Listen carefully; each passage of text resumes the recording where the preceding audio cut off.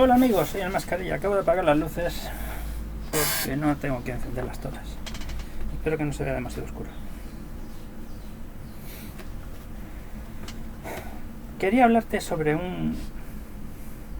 a ti que me estás escuchando, que has querido sintonizarme. Quería dirigirme a ti. Quería decirte que hay muchos tipos de recursos literarios y estos suelen tener una utilidad muy especial, una utilidad muy importante. Para empezar, hay que reconocer cómo se tiene que redactar la Constitución de un país, la Carta de los Derechos Humanos, la Carta Magna. Se suele fundamentar en unos principios a la hora de redactarse y tiene que ser convincente. Para que algo sea convincente tiene que cumplir, tiene que ser convincente como lo suelen ser las historias. Por ejemplo, un recurso que se utiliza para hacer algo convincente es lo que se llama el arma de Chekhov. El arma de Chekhov puede ser un ejemplo, pero que en nuestra sociedad no está, para mi gusto, suficientemente bien desarrollada. Yo mismo he escrito un libro en donde la he desarrollado de una manera un tanto más diferente. Bien, las sociedades resulta que no pueden ser suficientemente democráticas si no son capaces de comprender cuál es la misión y el objetivo de sus correspondientes representantes políticos. Estos representantes tienen que dirigirse con un relato y ese relato tiene que estar justificado. Por ejemplo, si tienes una institución que no sirve para nada, entonces ¿para qué la tienes? Imaginad, por ejemplo, ¿para qué nos sirven consultores? ¿Para qué tienen los políticos asesores? Si los políticos necesitan asesores, entonces ¿no sería más lógico que los asesores sean los propios políticos? Si decimos que en realidad son los políticos los que no ejercen su función, pues deberíamos de quitarnos esos políticos. Pasa lo mismo con un asesor financiero.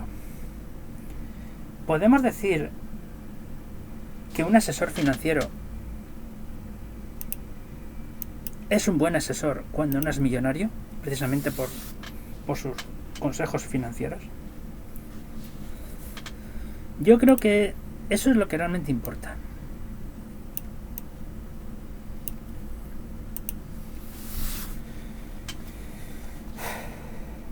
Yo creo que lo primero que tenemos que determinar es si la institución, si la orgánica está justificada. Luego, pues, observamos cómo se utilizan recursos que no nos llevan a ningún lado.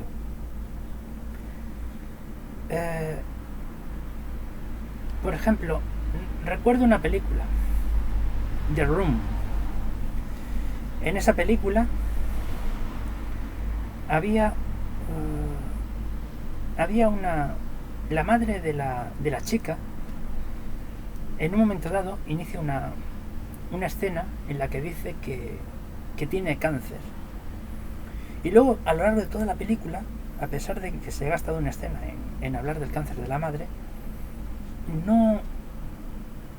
no se llega a tocar de nuevo el tema. No se llega a mencionar. Entonces, claro, ¿eso qué quiere decir? Que no se ha hecho un uso correcto de ese recurso. El arma de Chekhov lo que nos dice es que si estás apuntando a un arma de fuego colgada en una pared, eso es porque en un momento dado de la película, de la historia, de la narración, vas a tener que descolgarla. Es así como funciona. Eso es lo que es convincente. Es por eso por lo que estaba ahí, por lo que estabas apuntando a esa dirección.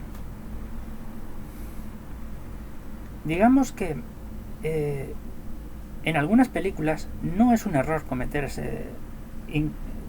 imprudencia de no descolgar el arma, porque es posible que lo que se repita es más bien las consecuencias de no descolgar el arma, de cuál es el resultado de no hacerlo. Es decir, en ocasiones los mensajes aislados es justamente lo que tiene más fuerza.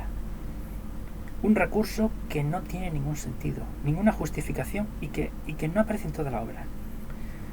Por ejemplo, en el caso de The Room, podríamos interpretar que es que resulta que la madre es una farsante y que solo es una figurante que le gusta llamar la atención. Pero bueno, vamos a coger un ejemplo que se entienda también de otra manera. Las alas del Balrog. Las alas del Balrog solo aparece en todo El Señor de los Anillos en una ocasión. Pero no para especificar si el Balrog tiene alas o no, sino dentro de un recurso que haría parecer que el Balrog tiene alas, que es justo cuando cae, cuando lo tira Gandalf, se cae desde ese puente y entonces hay una especie de frase en inglés que tiene doble sentido.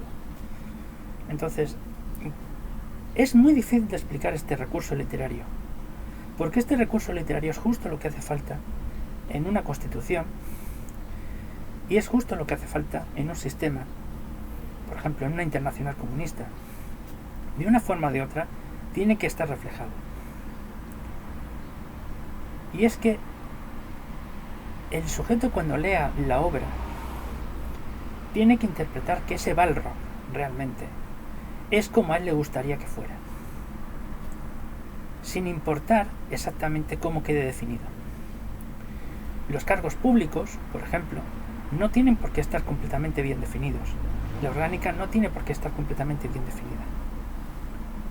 Debe haber una especie de democracia más líquida que permita indefinir de alguna manera para que la sociedad tenga una idea sobre cómo se enfoca el sistema.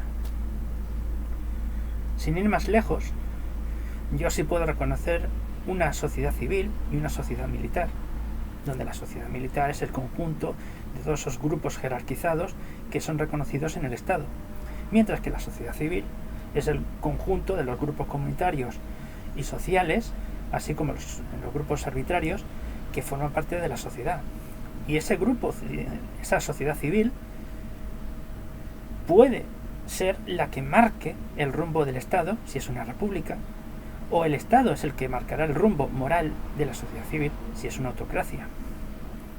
Es decir, hay que intentar evitar que nuestro modelo sea autocrático y retornarlo hacia una república en lo posible, sabiendo que cualquier acto que llevemos a cabo para conseguir ese objetivo, si proviniera del príncipe, sería un acto de nobleza, como decía Maquiavelo.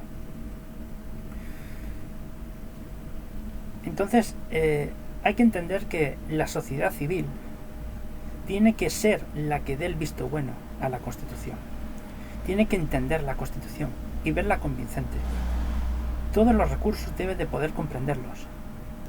Y cuando haya un recurso que se quede aislado, como fuera de todo postulado, fuera de toda simpleza, porque para los problemas más fundamentales tiene que haber una resolución simple dentro de la sociedad civil, que es distinto que en la sociedad militar. En la sociedad militar todos los problemas tienen que tener resolución técnica. Por algo se utiliza una sociedad militar. Son tantos conceptos. En fin, ya llevo 9 minutos y no quiero tampoco extenderme demasiado.